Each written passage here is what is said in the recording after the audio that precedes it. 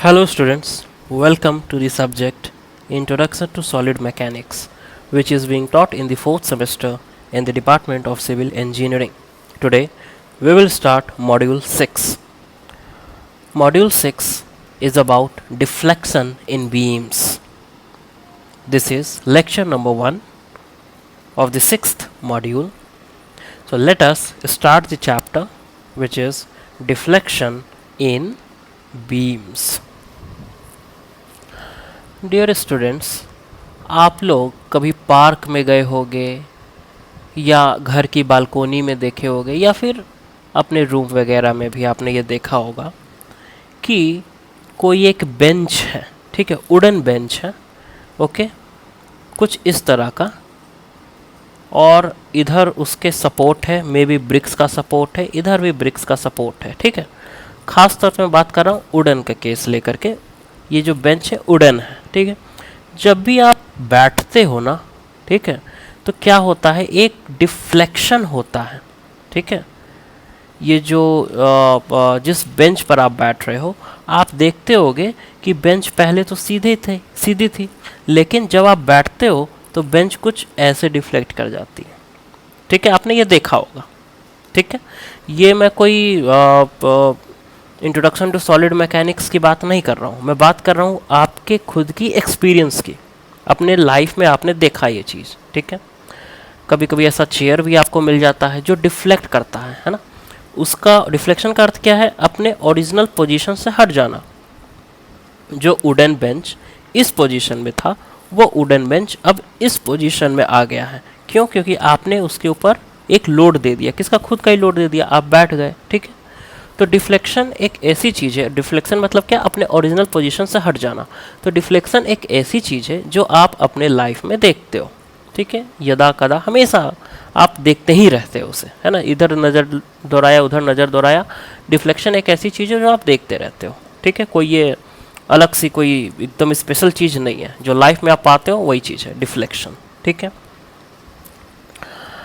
तो अब प्रश्न ये है कि डिफ्लेक्शन सोम में हम लोग क्यों पढ़ रहे हैं, है ना, और क्यों मैंने वुडन बेंच का एग्जांपल लिया। देखिए, डिफ्लेक्शन जो है सिविल इंजीनियरिंग से कैसे रिलेटेड है। जब भी आप कोई स्ट्रक्चर खड़ा करते हो, कॉलम के ऊपर आप बीम वगैरह देते हो, है ना, कॉलम टू कॉलम बीम दिया जाता है, या फिर जो आपकी छत होती है, सीलिंग होती है, उसके ऊपर जब लोड आता है तो वो सब भी डिफ्लेक्ट होते हैं, ठीक है। आपको डिफ्लेक्शन दिखता नहीं है। मैंने वुड का एग्जांपल इसीलिए लिया क्योंकि वो बहुत आसानी से आप उस डिफ्लेक्शन को देख सकते हो, वो आप डिफ्लेक्शन आपको दिखेगा कि हाँ डिफ्लेक्ट हुआ है। फिर जैसे ही आप लोड हटा लेते हो तो वो अपने नॉर्मल पोजीशन में आ जाता है वापस, ठीक है, ओके। इसलिए मैंने वुड का एग्जांपल लिया कि आपको वो डिफ्लेक्शन दिखा है, ओके। तो जो भी स्ट्रक्चर्स वगैरह हम लोग बनाते हैं सिविल इंजीनियरिंग में, वहाँ डिफ्लेक्शन होता है। जब भी लोड उसके ऊपर आता है तो डिफ्लेक्शन होता है, और इस डिफ्लेक्शन को कंसिडरेशन में लेना बहुत ही ज़रूरी है। हमें पता होना चाहिए कि कितना डिफ्लेक्शन इस कोई एक पर्टिकुलर बीम में आ रहा है, ठीक है। इसलिए हम लोग डिफ्लेक्शन इन बीम्स चैप्टर या मॉड्यूल पढ़ते हैं, ठीक है। तो डिफ्लेक्शन के बारे में जानकारी होना बहुत ही ज़रूरी है, ठीक है। डिफ्लेक्शन अगर देखिए, अगर हम लोग एक पुल की ही बात करें तो जो गांधी सेतु पुल है, उससे मुझे नहीं लगता इस आप में से कोई भी एक भी ऐसा स्टूडेंट होगा जो उस पुल से कभी ना कभी अपने लाइफ में ना गुजरा हो। सब उस पुल से गुजरे होंगे। जब आप किसी बस में बैठ के जाते हो, हैवी व्हीकल से जाते हो, तो आप देखते होगे कि बहुत सारे पॉइंट पे आप फील करते हो कि जो पुल है ना, वो अपने पोजीशन से ऊपर नीचे होता है, ठीक है। जब बस वहाँ से गुजरती है, वो स्पैन के ऊपर से गुजरती है, तो आप देखोगे वो नीचे वो अपने पोजीशन से हट गया, और जब वो बस वहाँ से हट जाती है, आगे बढ़ जाती है, तो अपने वापस उसी पोजीशन पे आ जाता है, ठीक है। मतलब वहाँ क्या हो रहा है, वहाँ डिफ्लेक्शन हो रहा है, ठीक है। तो पुल में, रोड्स में भी आप लोग डिफ्लेक्शन देखते हो, ठीक है, वहाँ भी आप लोग डिफ्लेक्शन पाते हो, ठीक है। तो ये भी आप एक एग्जाम्पल के तौर पे देख सकते हो कि हाँ, हमने इवन ब्रिजेस का डिफ्लेक्शन या ब्रिज के स्पैन का डिफ्लेक्शन हमने देखा है ना, हमने उसको अपनी आंखों से देखा या खुद से फील किया है, ठीक है। गांधी सेतु का एग्जाम्पल बहुत ही परफेक्ट एग्जाम्पल है, ठीक है। तो डिफ्लेक्शन आपने अपने लाइफ में देख रखा है, ठीक है। स्पैन का, जो ब्रिज वगैरह है उसका। ओके, तो इसका इम्पोर्टेंस तो है, कितना डिफ्लेक्ट हुआ, कितना डिफ्लेक्शन अलाउड है ना, ये सब देखना बड़ा ही ज़रूरी है ना। तो डिफ्लेक्शन जो बीम में होता है, इसका इम्पोर्टेंस तो है भैया सिविल इंजीनियर के लाइफ में, तो ये यूनिट भी आपको पढ़ना ही पड़ेगा, ठीक है। इसलिए डिफ्लेक्शन चैप्टर जो है ये हम लोग पढ़ते हैं, ठीक है। डिफ्लेक्शन क्या होता है तो वो भी आप परिचित हैं कि व्हाट इज डिफ्लेक्शन, मतलब अपने पोजीशन से जो बीम है वो हट रहा है, डिस्प्लेस हो रहा है, ठीक है, लोड के कारण, ठीक है। तो पहली बात, अब इस चैप्टर को हम लोग शुरू करते हैं। एक पृष्ठभूमि मैंने आपको दे दिया कि आप डिफ्लेक्शन शब्द से और डिफ्लेक्शन क्यों पढ़ रहे हैं उससे आप परिचित हो जाओ, ठीक है। अब देखिए, जो आपका डिफ्लेक्शन इन बीम से, इसको प्रॉपरली अब हम लोग शुरू करते हैं, ठीक है।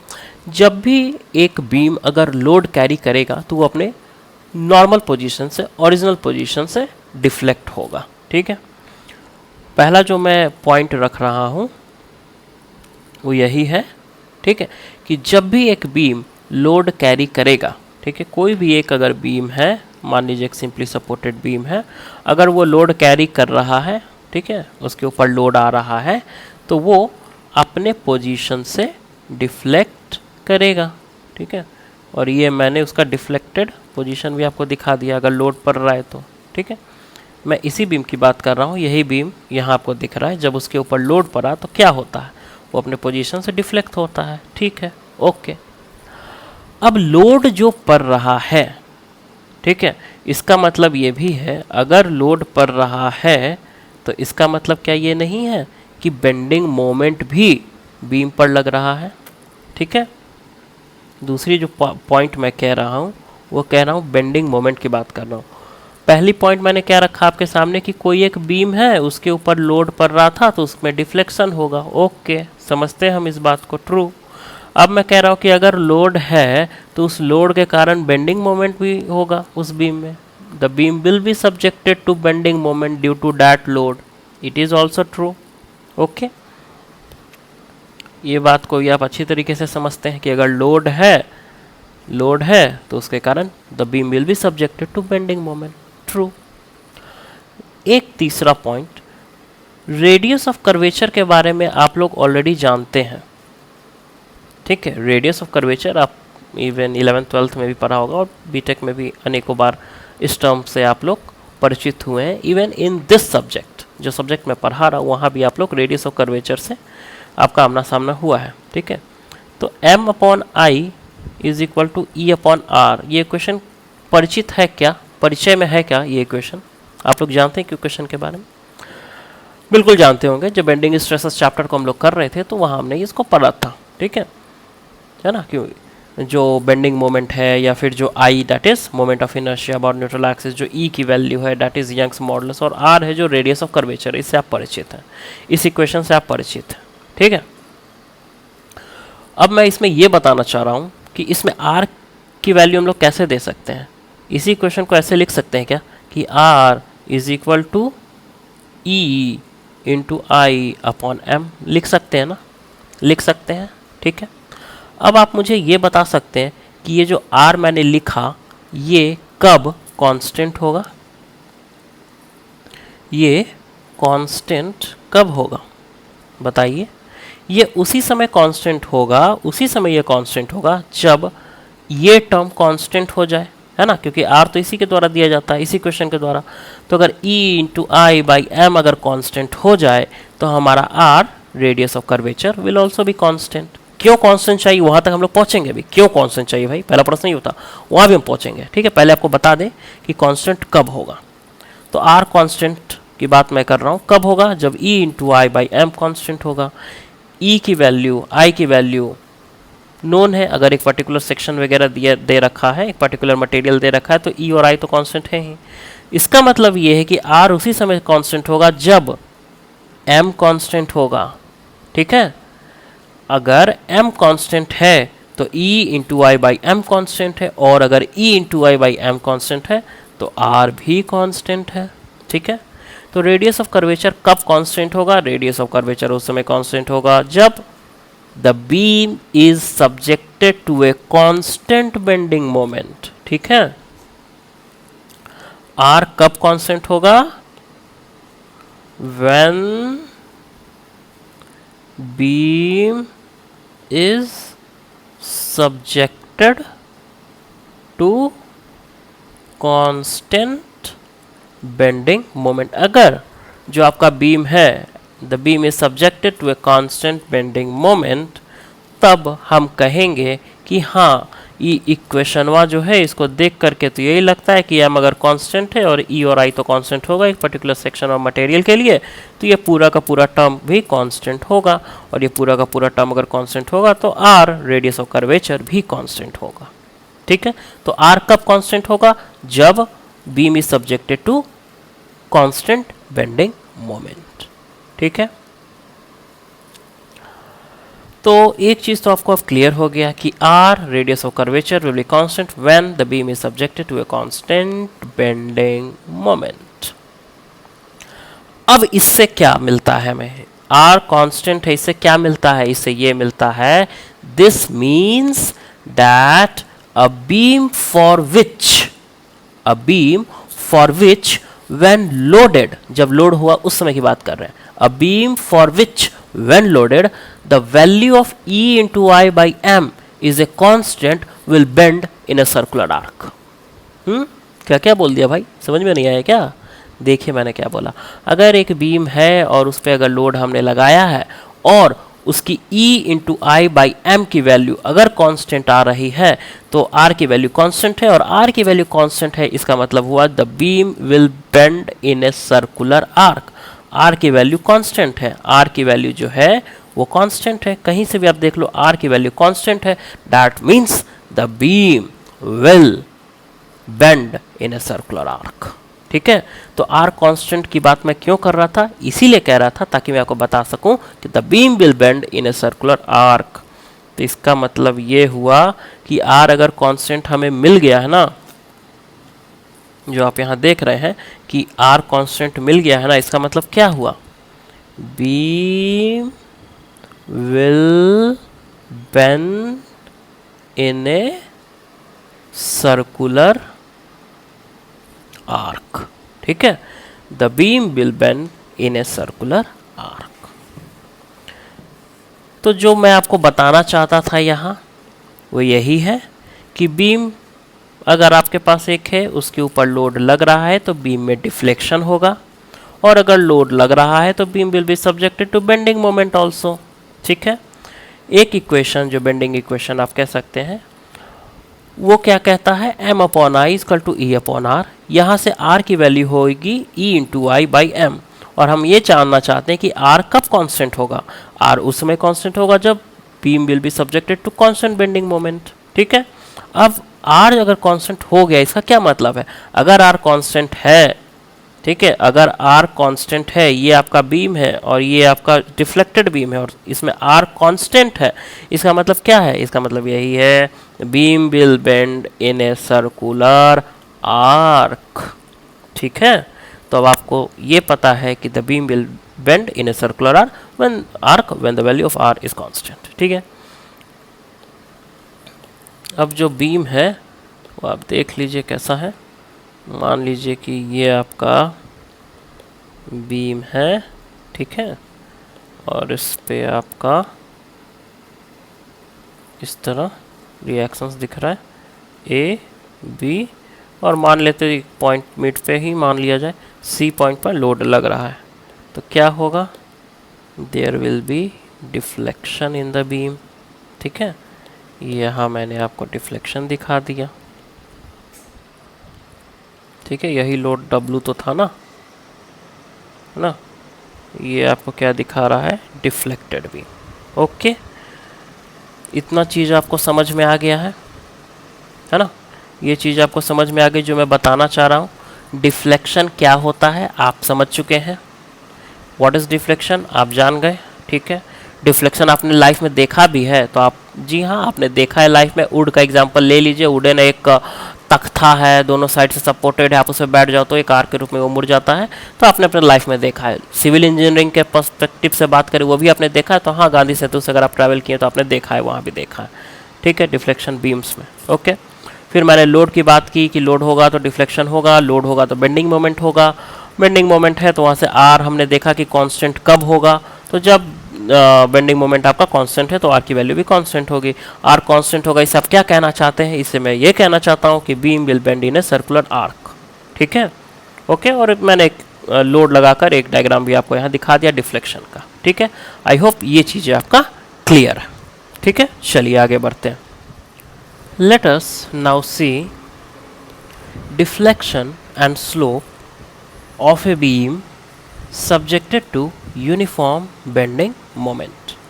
हमारे पास एक बीम है which is subjected to uniform bending moment. ठीक है, तो उस बीम के लिए आपको डिफ्लेक्शन बताना है कि उसमें कितना डिफ्लेक्शन होगा, और आपको ये भी बताना है कि उस बीम का किसी एक पॉइंट पर क्या स्लोप होगा। ठीक है, डिफ्लेक्शन एंड स्लोप, ये चीज़ें हमें बतानी। इसके लिए हम लोग कंसिडर करते हैं एक बीम को। ठीक है,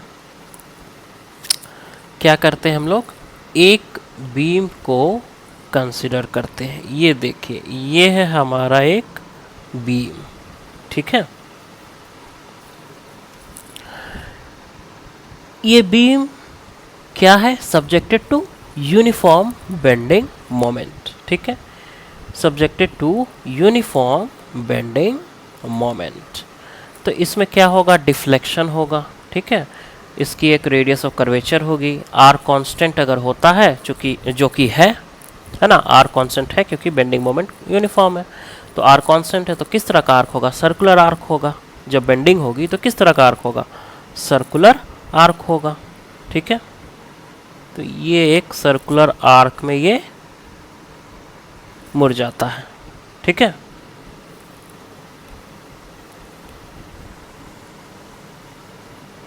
ये एक सर्कुलर आर्क में क्या हुआ? मुड़ा। ठीक है, अब देखिए मैंने पूरा का पूरा एक सर्किल बना दिया है। ठीक है, हुआ क्या यहाँ? देखिए हुआ क्या है यहाँ? ये हुआ है कि आपके पास एक बीम था, ठीक है, जो ग्रीन कलर में आपको दिख रहा है, और उस बीम पे क्या हुआ कि जब एक लोड दिया गया, है ना, जब एक लोड दिया गया उसके कारण क्या हुआ है? जो बीम है वो एक सर्कुलर आर्क में कन्वर्ट हो गया है। ठीक है, देखिए यहाँ थोड़ा सा गड़बड़ हो गया है, मैं इसको रेक्टिफाई कर दूं।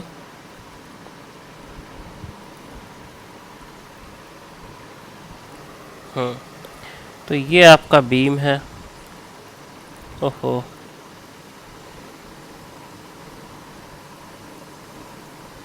हाँ देखिए, ये आपको क्या दिख रहा है? यहाँ एक बीम है। ठीक है, ये बीम आपको दिख रहा है। बीम में एक यूनिफॉर्म बेंडिंग मोमेंट एक्ट हुआ, जिसके कारण बीम डिफ्लेक्ट होके कुछ इस तरह हो गया। ठीक है, अब ये जो डिफ्लेक्टेड बीम यहाँ आपको दिख रहा है, इसका एक सेंटर ऑफ कर्वेचर होगा। ठीक है, रेडियस ऑफ कर्वेचर होगा। इसी जो बीम है, अगर इसको मैं आगे थोड़ा एक्सटेंड कर दूं तो एक सर्किल बन जाता है। ठीक है, तो आपका काम किससे? ये है आपका बीम और ये है आपका डिफ्लेक्टेड बीम। ठीक है, और इसका कोई सेंटर ऑफ कर्वेचर होगा। ठीक है, तो उसी के अराउंड हमने एक सर्किल बना दिया है। ठीक है, ये आपको पता होना चाहिए कि फिगर किस चीज़ को रिप्रेजेंट कर रहा है। किस चीज़ को रिप्रेजेंट कर रहा है भैया? तो आपका एक बीम है, ए बी, एक बीम है। उस बीम का मिड पॉइंट हम लोग सी मान लेते हैं। ठीक है, ओके। जब ये डिफ्लेक्ट हुआ बीम तो आपका ए यही इसी पॉइंट पे रहा, बी इसी पॉइंट पे रहा, लेकिन सी कहाँ आ गया? इस पॉइंट पे आ गया। तो ये है ना, सी कहाँ चला गया? सी चला गया सी डैश पर। ठीक है, तो कितना डिफ्लेक्शन हुआ भाई? यहाँ से यहाँ तक, है ना, डिफ्लेक्शन हुआ, वाई डिफ्लेक्शन हुआ। ठीक है, ओके। सिचुएशन आपको समझ में आना चाहिए कि फिगर किस चीज़ को रिप्रेजेंट कर रहा है। ये फिगर इस चीज़ को रिप्रेजेंट कर रहा है कि एक बीम है आपके पास, बीम पर लोड लगा। ठीक है, लोड के कारण क्या हुआ? बीम डिफ्लेक्ट हो गया कुछ ऐसे। ठीक है, एक सर्कुलर आर्क में डिफ्लेक्ट हो गया। ठीक है, अब सर्कुलर आर्क जो है उसका एक सेंटर ऑफ कर्वेचर भी होगा, उसके अलोंग हमने एक सर्किल बना दिया है। ठीक है, और इसी पे अब हम लोग चर्चा करेंगे।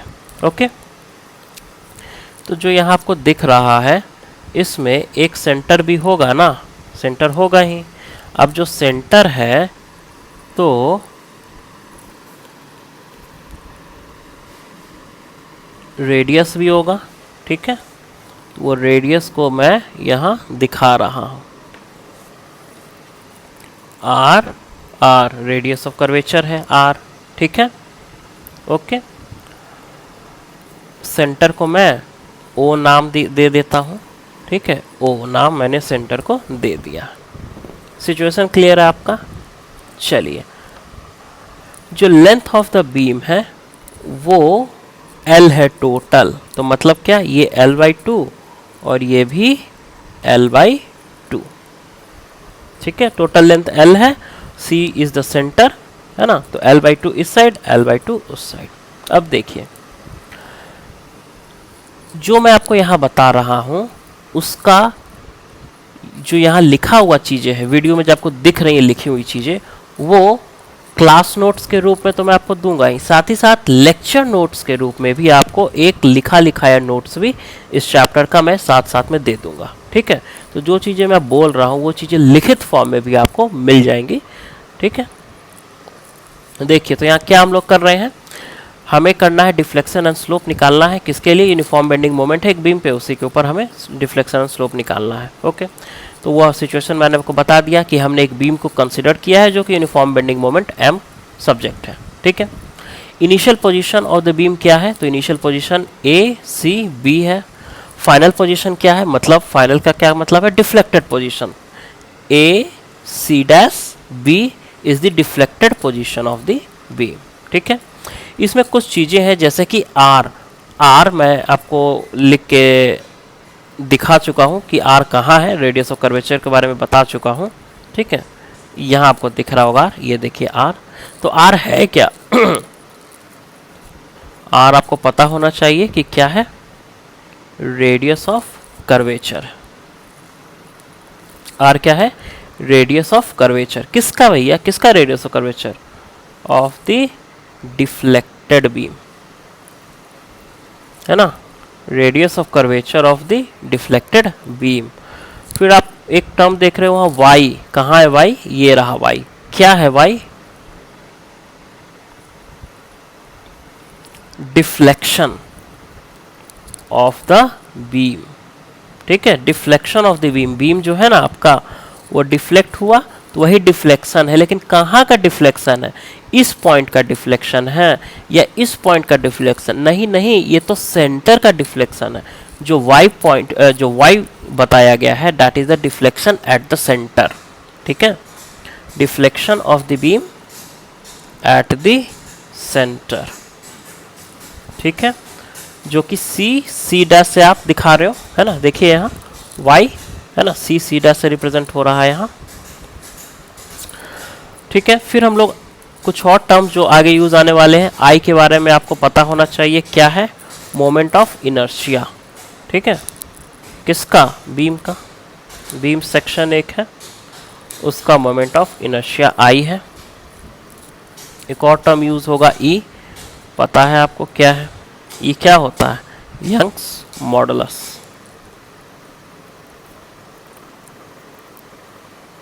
बीम, जो भी मटेरियल का बीम बना है उसी का यंग्स मॉडुलस है। ठीक है,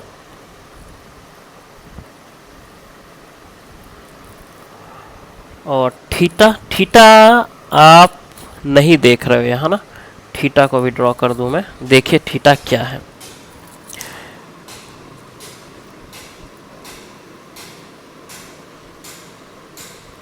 देखिए, जो पॉइंट A है ना, पॉइंट A आपको दिख रहा है, ठीक है, वहाँ मैंने एक टेंजेंट दिया। ठीक है, यहाँ क्या दिया मैंने, एक टेंजेंट, ये सर्किल को टच करते हुए एक पॉइंट जा रहा है, टेंजेंट। ठीक है, एक टेंजेंट दिया।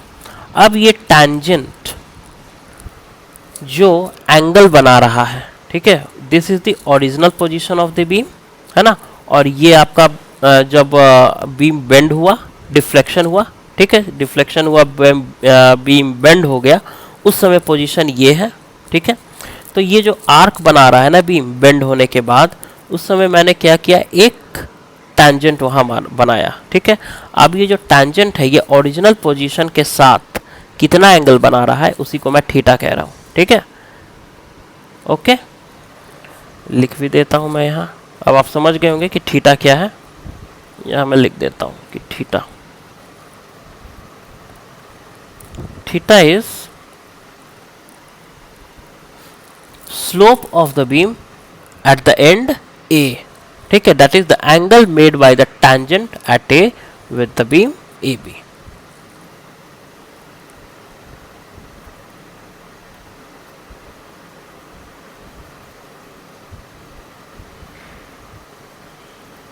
slope of the beam at the end A, that is the angle made by the tangent, the angle made by the tangent at A with the beam AB। ठीक है, okay, देख लीजिए यहाँ figure में ये tangent हो गया, ये बीम ए बी है, तो इससे क्या एंगल बन रहा है, थीटा। ठीक है, ये थीटा स्लोप को रिप्रेजेंट करता है, कैसे वो भी हम लोग देखेंगे। ठीक है, कैसे ये थीटा को मैं स्लोप कह दे रहा हूँ, देखिए कैसे ये कहा जा रहा है थीटा को स्लोप। जो प्रैक्टिकल पर्पस होता है ना, मतलब कोई बिल्डिंग बना, वहाँ की बात करें, रोड बना, ब्रिज बना, प्रैक्टिकल पर्पस के लिए ये जो वाई आप देख रहे हैं ना, वाई जो डिफ्लेक्शन होता है वाई, ये एक स्मॉल क्वांटिटी होता है। ठीक है, प्रैक्टिकल पर्पस के लिए ये जो y है एक स्मॉल क्वांटिटी होता है। ठीक है, ओके, इसलिए हम लोग स्लोप क्या होता है, tan थीटा होता है ना, तो tan theta is equal to theta हम लोग मान लेते हैं। tan theta is equal to theta, क्यों, क्योंकि y की वैल्यू बहुत छोटी होती है प्रैक्टिकल पर्पस के लिए। ठीक है, इसलिए हम लोग जो भी स्लोप होता है ना, स्लोप मतलब क्या, dy बाई डी एक्स, यही आप लोग जानते हैं स्लोप से, है ना, या फिर tan थीटा यही जानते हैं ना, इसको हम लोग थीटा कंसिडर कर लेते हैं, जो यहाँ मैंने बताया थीटा। ठीक है, स्लोप यहाँ बताया ना कि स्लोप ऑफ द बीम, तो स्लोप को मैंने बोला थीटा, आपने पढ़ा स्लोप तो होता है dy by D x tan theta, लेकिन tan थीटा को थीटा कैसे लिख दिया हमने, चूंकि y की वैल्यू प्रैक्टिकल पर्पस के लिए बहुत छोटी होती है, इसलिए मैं इस चीज़ को लिख सकता हूँ। ठीक है, यहाँ ब्रैकेट में मैं लिख भी देता हूँ, for practical purpose the deflection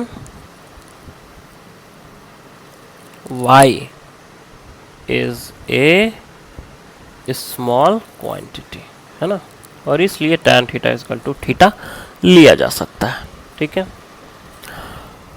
अब देखिए इतना चीज़ें तो समझ में आ गई। टॉपिक क्या हम पढ़ रहे हैं, हम लोग एक जनरल इक्वेशन निकालना चाह रहे हैं कि अगर यूनिफॉर्म बेंडिंग मोमेंट है तो डिफ्लेक्शन और स्लोप कितना होगा, यही तो निकालना चाह रहे हैं। इसके लिए हमने एक बीम लिया और बीम क्या हुआ, डिफ्लेक्ट हुआ कुछ इस तरह। ठीक है, और एक सर्कुलर आर्क बनाया। ठीक है, तो उसी सर्कुलर आर्क को मैंने आगे ऐसे ज्वाइन किया तो एक सर्किल बन गया। अब सर्कुलर आर्क बना तो एक इसका सेंटर ऑफ कर्वेचर होगा और रेडियस ऑफ कर्वेचर होगा। ठीक है, वो चीज़ें मैंने यहाँ दिखा दिया। ठीक है, ओके, फिर मैंने एक टेंजेंट उस आर्क के अलावा एक टेंजेंट ड्रॉ किया, और जो बीम है आपका ए बी उससे थीटा एंगल बनाता है, दैट इज स्लोप, वो भी मैंने आपको बता दिया। ठीक है, लेंथ ऑफ द बीम कितनी थी, एल थी। ठीक है, इतना चीज़ आपको पता है। जो जो टर्म यूज़ में आने वाले हैं, आर वाई आई ई थीटा, उसके बारे में मैंने एक्सप्लेनेशन दे दिया कि ये सब क्या क्या है। ठीक है, चलिए, अगर इतना आपको पता है तो आप ये फिगर देख करके कह सकते हो कि A C is equal to B C. गलत कह रहे हैं क्या जी, देखिए तो A C is equal to B C कैसे, टोटल लेंथ है एल, इसमें से C is the midpoint and hence A C is equal to B C. कोनो टेंशन की बात नहीं है, है ना। तो यहाँ मैं लिखता हूँ वी नो, हम लोग जानते हैं कि A C is equal to B C. एक बात औरो जानते हैं हम लोग, क्या भैया, सर्किल अगर 8वां क्लास में आप लोग पढ़े होंगे तो आपको पता है कि 20 गुने 20 माने AC गुने BC इज इक्वल टू क्या? अगर मैं यहाँ से यहाँ एक लाइन ड्रॉ कर दूं तो 20 गुने 20 should be equal to this गुने दिस। ये आप अपने 8th क्लास से जो सर्कल सीख करके आए हैं वहां से ये आपको मिलता है। ठीक है, ज्योमेट्री के पार्ट है। तो भाई जब ऐसा बात है तो हम लोग क्या करते हैं कि एक लाइन को ड्रॉ कर ही देते हैं। ठीक है, तो लीजिए एक लाइन मैं यहाँ ड्रॉ कर देता हूँ। ठीक है, ये लाइन मैंने ड्रॉ कर दिया।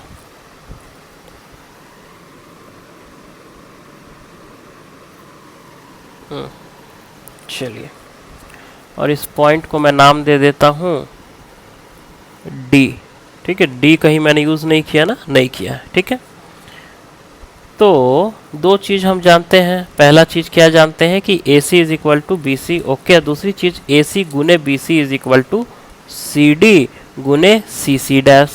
दो चीज तो हम जानते हैं ज्योमेट्री से, ये हमें जानकारी है। ओके, तो उन्हीं चीजों को अब मैं यहाँ लिख देता हूँ। AC इंटू BC या CB is equal to DC गुने CC डैश। ठीक है, AC की वैल्यू बता सकते हैं क्या? चलिए जरा ऊपर देखें AC कितना है। AC है L/2, CB या BC भी है L/2। DC कितना है? DC कितना है जी? ये कितना है? देखिए, यहाँ से यहाँ लेकर के R है और यहाँ से लेकर के यहाँ तक R है, मतलब ये 2R हो गया। और उसमें से ये अगर घटा दें तो ये हमें मिल जाएगा। ठीक है, यहाँ से यहाँ R, यहाँ से यहाँ R। ठीक है, तो यहाँ से यहाँ लेकर के 2R है, तो 2R और उसमें से Y को घटा दीजिए तो हमें ये मिल जाएगा। That means DC is equal to 2R minus Y। ठीक है, इसका मतलब L/2 into L/2 is equal to DC का क्या है 2R माइनस Y, और C डैश कितना है? वो तो Y है ही। ठीक है, L²/4 is equal to 2RY minus Y²। देखिए मैंने आपको क्या बताया था कि जो Y है वो खुद में स्मॉल है ना, Y खुद में स्मॉल है। तो आप सोचिए Y² कितना स्मॉल होगा, है ना, इसलिए Y² को मैं नेगलेक्ट कर देता हूँ। ठीक है, इसका मतलब क्या है? इसका मतलब है L²/4 is equal to 2RY। इसका मतलब है Y is equal to L²/8R। तो जो डिफ्लेक्शन है सेंटर पे वो आपको पता चल गया। ठीक है, लेकिन R is equal to what? L²/8 into R। R कितना है? R आपने देखा था EI/m। कहाँ से ये R का वैल्यू EI/m आ गया भाई? देखिए जरा कहाँ से आ गया, यहाँ से आ गया, मैंने बताया था ना। ठीक है, इस इक्वेशन से। ठीक है, इसका मतलब ये हुआ कि Y is equal to ML²/8EI। आई बात समझ में? जो डिफ्लेक्शन है सेंटर पे वो कितना है? ML²/8EI। ठीक है, यहाँ मैं लिख भी देता हूँ ये किस चीज को रिप्रेजेंट करता है? सेंट्रल डिफ्लेक्शन, है ना, of a beam which bends in a circular arc। ठीक है, और इसको यहाँ नामकरण इक्वेशन नंबर 1 कह देता हूँ, ताकि अगर कभी भविष्य में ज़रूरत पड़े तो इसका मैं यूज़ कर सकूँ। ठीक है, इक्वेशन नंबर 1। अब जरा एक चीज और देखिए,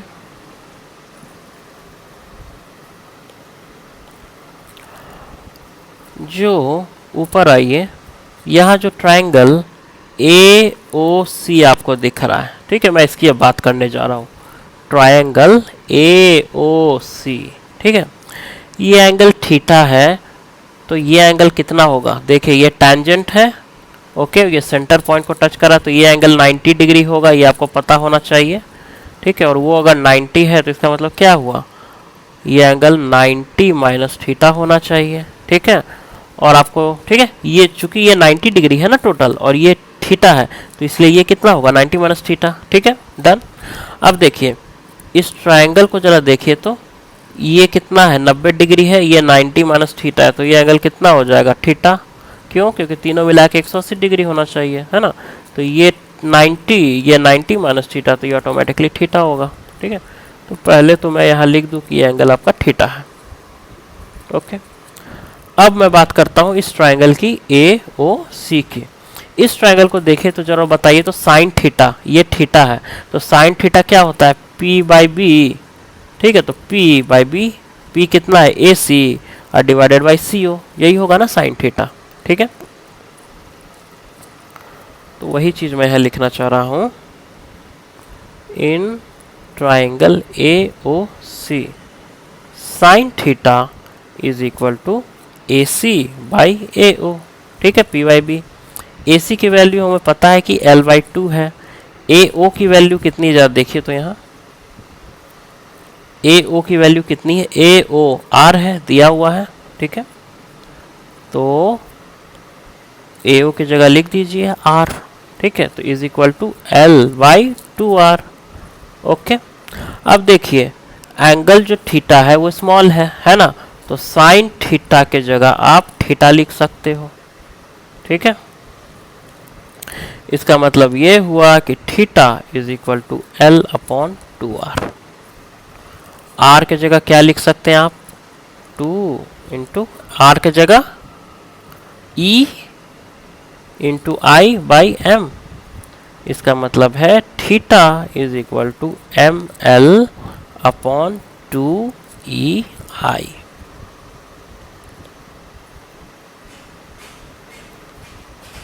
ठीक है,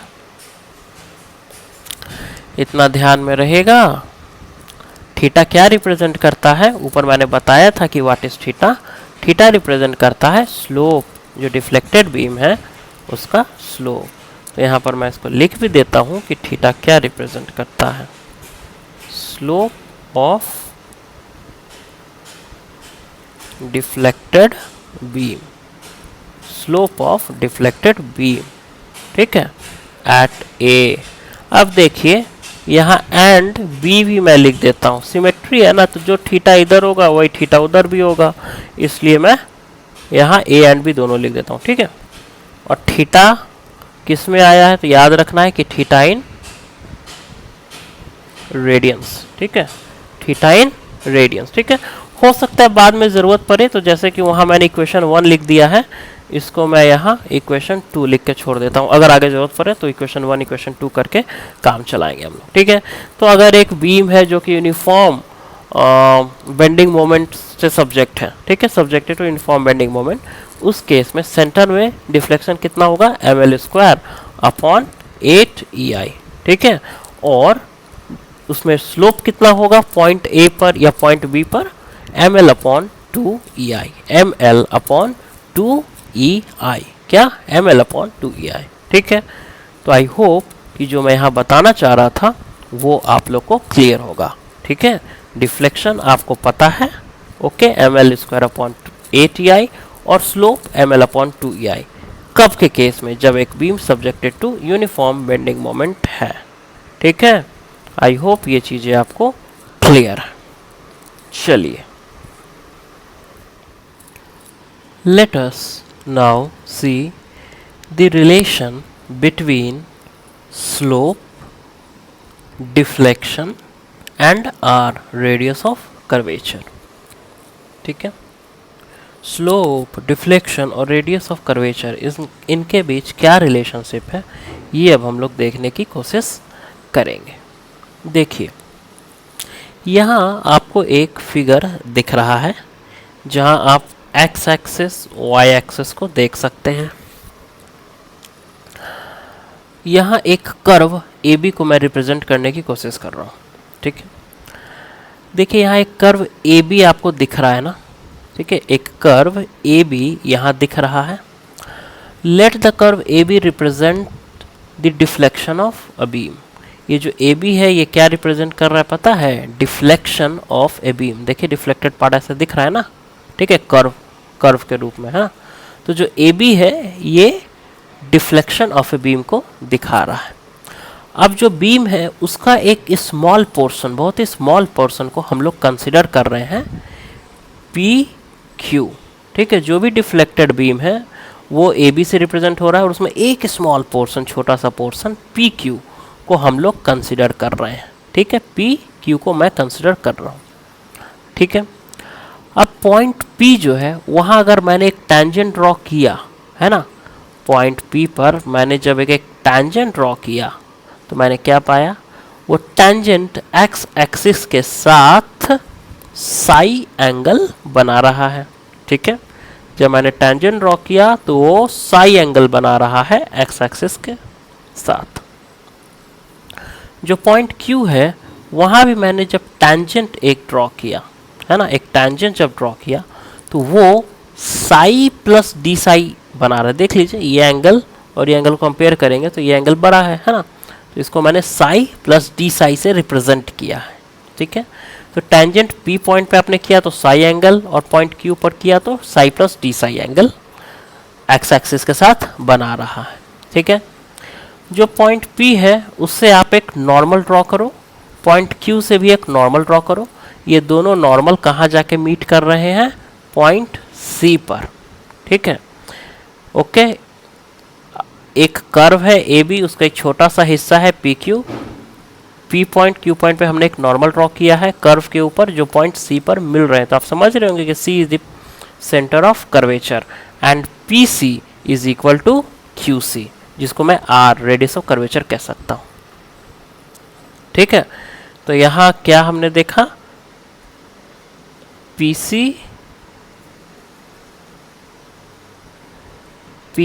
is equal to QC, PC is equal to QC is equal to R। हमने क्या क्या देखिए, जो भी मैं आपको यहाँ बता रहा हूँ ना, जो शब्द मैं बोल रहा हूँ वो रिटन फॉर्म में भी आपको नोट्स के साथ मिलेगा, ठीक है। लेकिन यहाँ भी आप फिगर को देख करके समझने की कोशिश करिए। हमने एक कर्व ए बी को कंसिडर किया, उसका छोटा सा हिस्सा पी क्यू के बारे में मैंने चर्चा किया। पी पॉइंट पे टैंजेंट डाला तो एंगल साई बना एक्स एक्सिस के साथ, और क्यू पॉइंट पे टैंजेंट डाला तो Sai plus D Sai angle बना एक्स एक्सिस के साथ। पी पर हमने एक नॉर्मल प्लॉट किया, क्यू पर नॉर्मल प्लॉट किया, जो कि जाकर के मिल रहा है पॉइंट सी पर, ठीक है। तो पी क्यू, पी सी और क्यू सी दोनों क्या होगा? आर होगा। C is the centre of curvature, इतना आपको पता चल गया, ठीक है। Point C is the centre of curvature of the curve P Q. अब एक चीज और, जो पी क्यू है उसका लेंथ हम कह रहे हैं कि मान लीजिए डी एस, कितना? डी एस, ठीक है। तो जो कर्व पी क्यू है उसका कितना लेंथ हमने मान लिया है? D S. चलिए, इतना सब चीज़ें अगर आपको समझ में आ गया है तो एक पॉइंट और ऐड कर लीजिए कि पॉइंट पी जो है उसका कोऑर्डिनेट अगर एक्स वाई है तो पॉइंट क्यू का coordinate x plus d x और वाई प्लस डी वाई मान लेंगे, तो ये आपका डी एक्स हो जाएगा और ये आपका डी वाई हो जाएगा। कैसे? फिर से, पॉइंट पी का कोऑर्डिनेट्स अगर एक्स वाई है तो पॉइंट क्यू का coordinate x plus d x और Q x plus d x, x coordinate हो जाएगा क्यू पॉइंट का, और y coordinate y plus d y, ठीक है। उस हिसाब से ये डी एक्स और ये डी वाई होगा, ठीक है। ओके, इतनी सारी चीज़ें जो मैंने बताया आई होप आप लोग को समझ में आ गया, ठीक है। अब देखिए,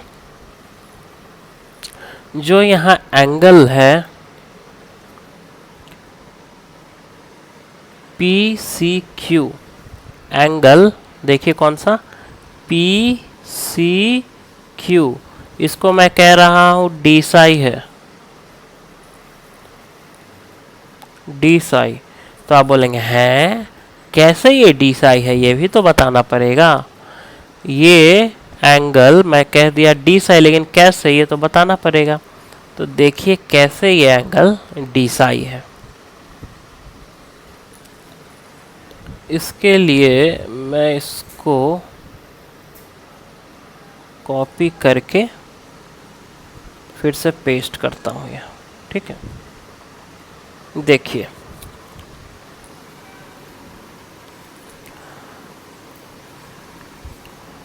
जो यहाँ एंगल साई आपको दिख रहा है, ठीक है, कहाँ है ये एंगल साई दिख रहा है, ओके। मैं क्या करता हूँ एक स्ट्रेट लाइन ड्रॉ करता हूँ कुछ यूं, देखिए जो पॉइंट पी से पास कर रहा है और एक्स एक्सिस के साथ 90 डिग्री बना रहा है, ठीक है। एक स्ट्रेट लाइन में प्लॉट कर देता हूँ। जैसे ही मैं स्ट्रेट लाइन प्लॉट करूंगा तो आप कहोगे सर ये एंगल साई है, ये एंगल 90 है, तो ये एंगल 90 माइनस साई होगा। तो मैं बोलूँगा बिल्कुल सही बात है, आप बिल्कुल सही कह रहे हो कि ये एंगल 90 माइनस साई है, ठीक है, ओके। तो लाइए मैं ड्रॉ कर देता हूँ यहाँ से एक पॉइंट, ठीक है। और यहाँ मैं लिखता हूँ कि this angle is 90, this angle is 90 minus psi, 90 minus psi, ठीक है। आप इस बात को मानते हो? फिर से कैसे? ये एंगल साई है, मैंने यहाँ से एक स्ट्रेट लाइन ड्रॉ कर दिया जो एक्स एक्सिस के साथ 90 डिग्री बना रहा है, तो ये 90 डिग्री, ये साई, तो ऑब्वियस सी बात है this angle will be 90 minus psi. और अगर ये एंगल 90 माइनस साई है तो ये जो डी एस है कर्व के रूप में दिख रहा है, लेकिन चूंकि ये पी क्यू इतना नज़दीक है कि this can be consider to be a straight line, ठीक है। तो ये एंगल अगर 90 माइनस साई है तो ये एंगल भी 90 माइनस साई ही होगा, ठीक है। ये एंगल भी कितना होगा? 90 माइनस साई। देखिए ये एंगल अगर 90 माइनस साई है, ठीक है, तो ये एंगल भी 90 माइनस साई होगा। और ये एंगल अगर 90 माइनस साई है, देखिए ये एंगल अगर 90 माइनस साई है और ये आपको पता है 90 डिग्री है, ठीक है, okay. This angle is 90 minus psi, hence this angle is also 90 minus psi.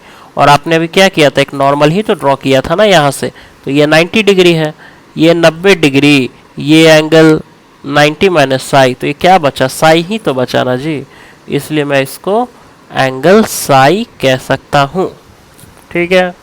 आइए बिल्कुल उसी तरह देखिए, यहाँ पर angle Sai plus D Sai है, मैंने यहाँ से एक स्ट्रेट लाइन ड्रॉ किया जो 90 डिग्री बना रहा है।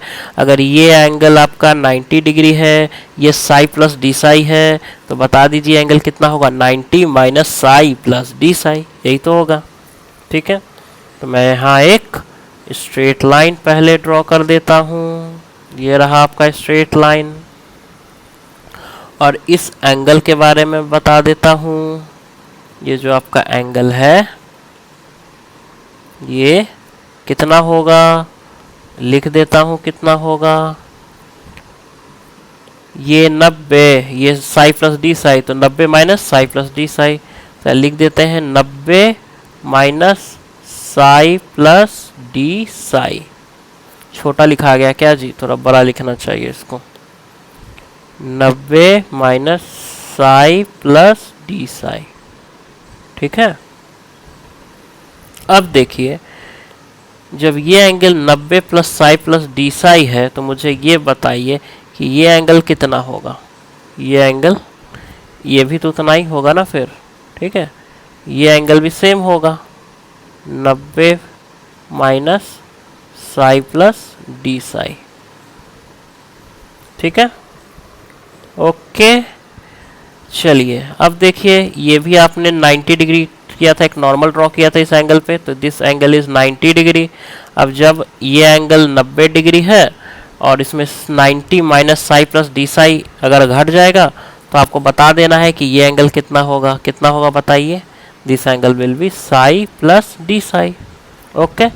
अब देखिए पॉइंट सी से अगर मैं एक स्ट्रेट लाइन यहाँ ड्रॉ करूँ, ठीक है, तो अब देखो इसको देखो, ये और ये दो पैरेलल लाइंस है, ठीक है, जिसको ये लाइन जोड़ रही है। ओके, मैं सी पर एक लाइन ड्रॉ कर ही देता हूं।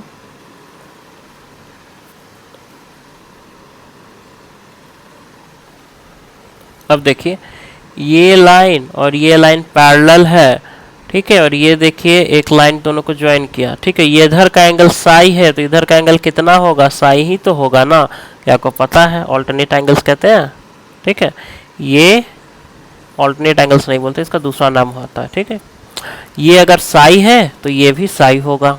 ओके, अब देखिए ये पैरेलल लाइन और ये पैरेलल लाइन को देखिए जरा, ठीक है, और ये ऐसे जोड़ दे रहा है दोनों को, ठीक है।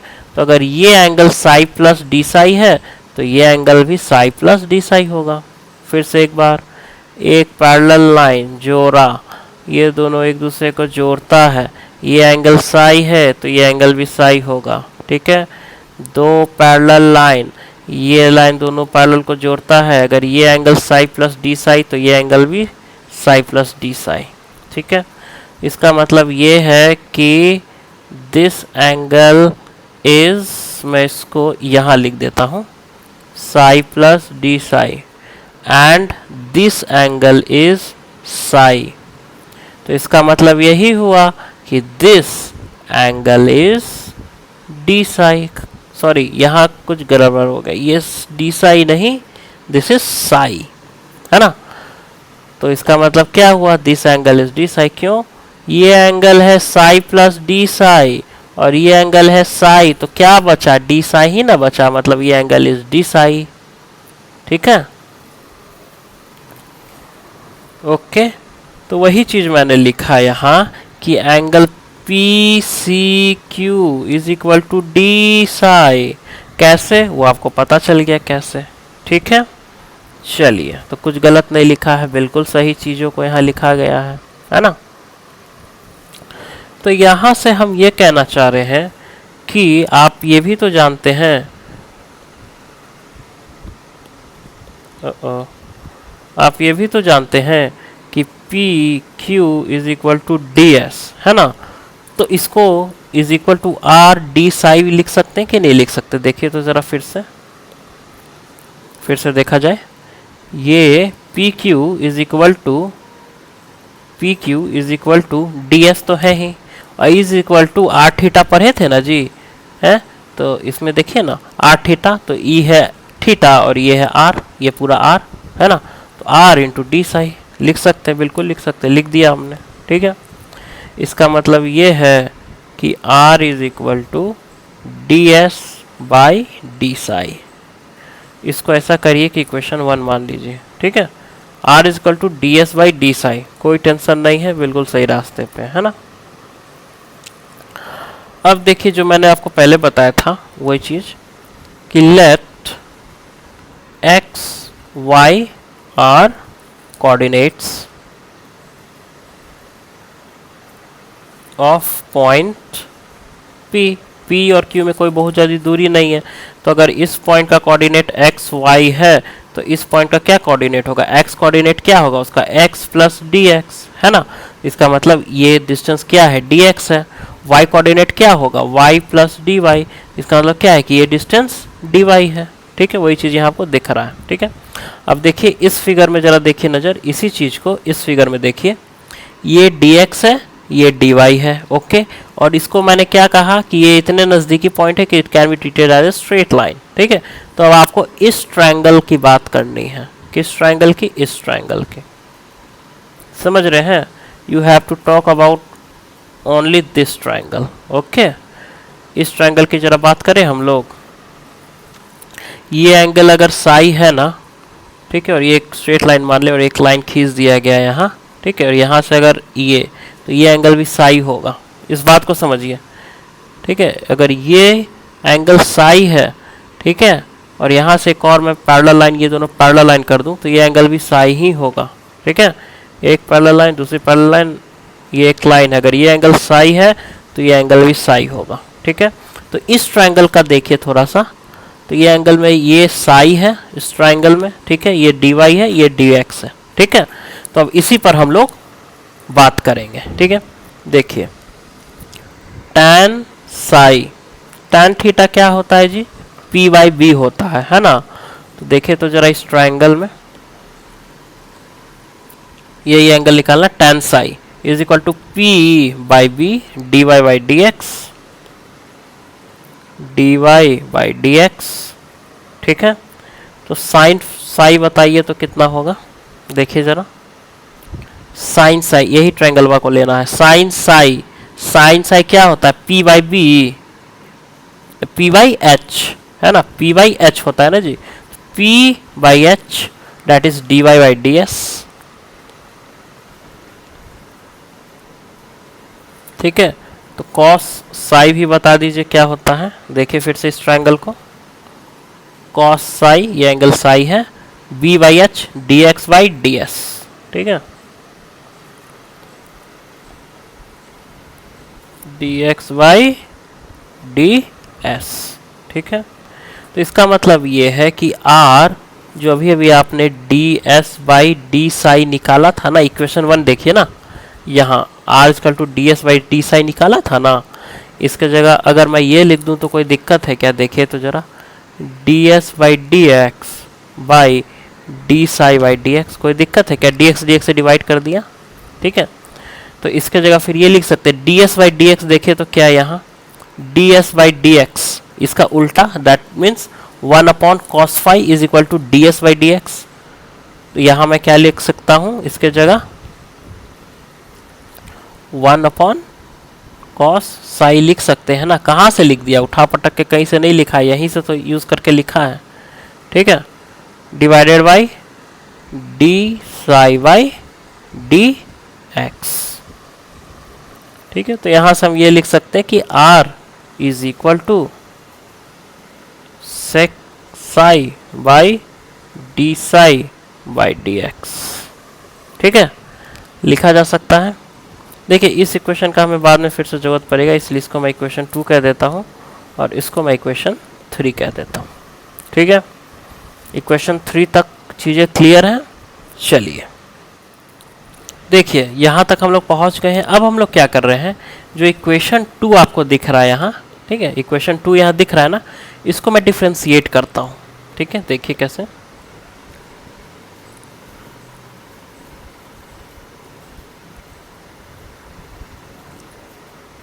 Differentiating equation 2 with respect to x। तो tan साई का क्या होता है, सेक स्क्वायर साई, लेकिन साई है इसलिए d psi by D x is equal to, दूसरे साइड क्या था, d Y by D x. तो d Y by D x को डिफ्रेंशिएट करेंगे तो d square by D x square. तो यहाँ से ये बताइए तो जी, d psi by D x is equal to क्या आ जाएगा, d psi by D x is equal to D square Y by D x square भागे सेक स्क्वायर साई आएगा ना। ठीक है, अब ये जो D psi by D x आपने निकाला है ना, जो D psi by D x निकाला, इसको मैं इक्वेशन 3 में पुट करता हूँ। मतलब ये हमने निकाला, इतना वैल्यू आ गया, इसको निकाल करके इसके जगह पुट करिए तो D psi by D x पे तो क्या आएगा, आर इज इक्वल टू क्या था, sec psi by D psi by D x. D psi by D x की जगह लिख दीजिए d square Y by D x square by sec square psi. ठीक है, तो यहाँ से r इज इक्वल टू क्या आ गया, सेक क्यूब साई, ठीक है, divided by D square Y by D x square. ऐसा करते हैं, दोनों साइड हम लोग रेसिप्रोकल ले लेते हैं तो देखते हैं क्या आता है। 1 upon R is equal to D square Y by D x square divided by sec cube psi जो है, इसको मैं ऐसे लिख सकता हूँ क्या, sec square psi to the power 3/2 लिख सकते हैं, कोई दिक्कत नहीं है। ठीक है, और 1/r is equal to D square Y by D x square divided by 1 plus tan square psi to the power 3/2। कोई दिक्कत नहीं है, लिखा जा सकता है। ठीक है, अब देखिए फॉर प्रैक्टिकल पर्पस जो स्लोप tan साई है किसी भी पॉइंट पे स्मॉल, ठीक है, तो tan स्क्वायर साई को हम लोग नेग्लेक्ट कर देते हैं। ठीक है, मैं लिख भी देता हूं यहां इज नेग्लेक्टेड। ठीक है, इसका मतलब क्या हुआ, 1/r is equal to D square Y by D x square. ठीक है, divided by 1 plus 0 to the power 3/2, तो 1 का power 3/2 that is equal to 1। ठीक है, इसका मतलब क्या हुआ, 1/r is equal to D square Y by D x square. ठीक है, अब मुझे ये बताइए, क्या ये आप लोग जानते हैं, इस इक्वेशन से परिचित हैं? परिचित हैं। यहाँ से 1/r इज इक्वल टू क्या होगा, m अपॉन ई आई होगा। ठीक है, तो इसका अगर इसी को मैं ऊपर वाले इक्वेशन में पुट कर दूं तो हमें पता चलेगा कि d square Y by D x square is equal to m upon E I.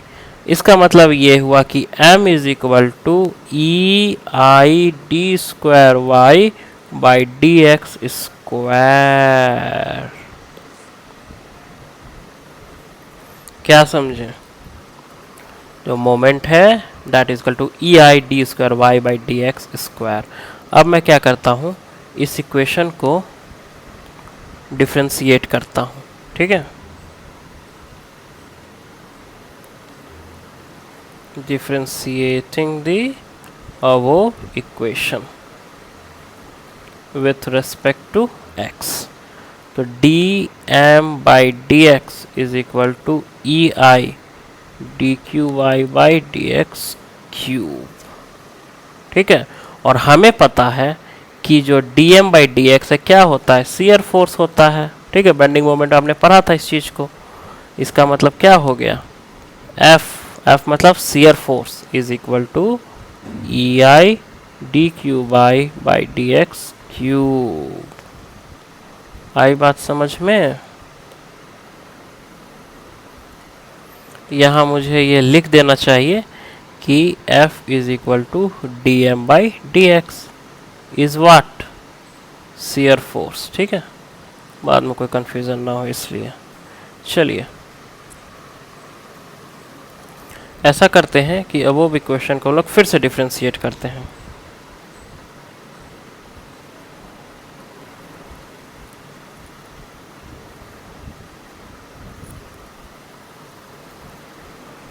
ठीक है, तो देखिए तो क्या मिलेगा, D F by D x is equal to E I D to power 4 Y D X power 4। ठीक है, लेकिन D F by D X होता क्या है, रेट ऑफ लोडिंग W, ये आप लोगों ने पढ़ा होगा। ठीक है, जब मैं पढ़ा रहा था bending moment and shear force diagram. इस चीज को भी मैं यहाँ मेंशन कर देता हूँ ताकि कभी कभी कंफ्यूजन ना रहे कि W क्या है, रेट ऑफ लोडिंग। ठीक है, इसका मतलब ये हुआ कि देखिए यहां पर मैं शॉर्ट में लिख दूं, है ना, डिफ्लेक्शन, रेड में लिख देता हूं इसको,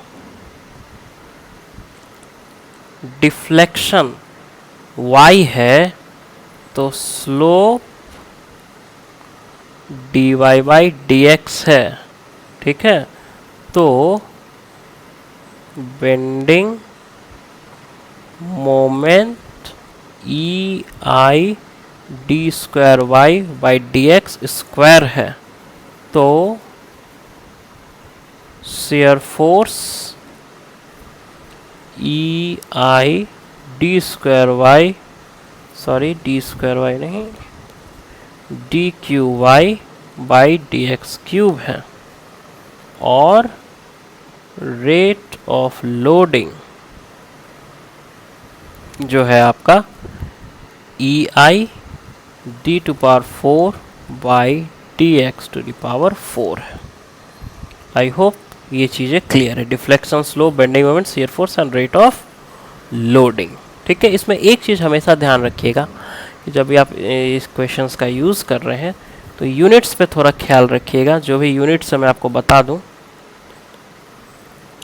जो ई है उसको हमेशा न्यूटन पर mm स्क्वायर, जो आई है mm टू दी पावर 4, जो y है mm, जो m है न्यूटन मीटर और जो x है मीटर। ठीक है, ओके। चलिए, तो आई होप कि जो मैं यहाँ बताना चाह रहा था वो क्लियर है। जो रिलेशनशिप हम लोग निकालना चाह रहे थे between slope, deflection and radius of curvature, वो क्लियर है। ठीक है, ओके। कि डिफ्लेक्शन y है तो slope dy by D x है, आपको पता है ना। और रेडियस ऑफ कर्वेचर r के टर्म्स में तो हमने बात किया ही है। ठीक है, चलिए।